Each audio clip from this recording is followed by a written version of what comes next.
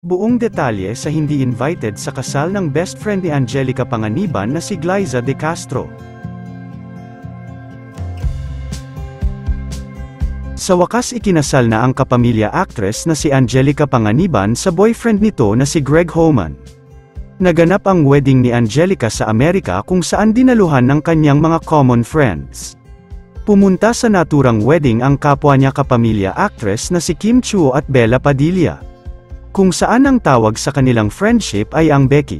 Hindi raw akalain ni Angelica Panganiban na dadating siya sa point ng kanyang buhay kung saan ikakasal siya sa pinakamamahal niyang lalaki. Bagamat hindi nasunod ni Angelica Panganiban ang kanyang pangako noon na ikakasal muna siya bago siya magkaanak, ngunit thankful ang actress dahil parehas nangyari ang kanyang pangarap na magkaanak at ikasal. Madaming nakapansin na wala ang matalik na kaibigan ni Angelica Panganiban na si Glyza De Castro. Kababata niya ito at kasama niya sa mga out-of-town trip nito sa ibang bansa. Bakit wala si Glyza sa special day ni Angelica?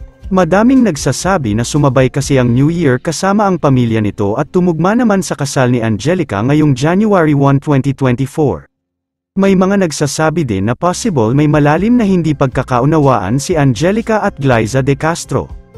Dahil kung sila Kim Chiu at Bella Padilla nga ay lumipad papuntang Los Angeles, California para puntahan ang wedding ng kanilang kaibigan, siguro ganun din si Glyza kung ininbitahan siya ni Angelica sa kanyang kasal.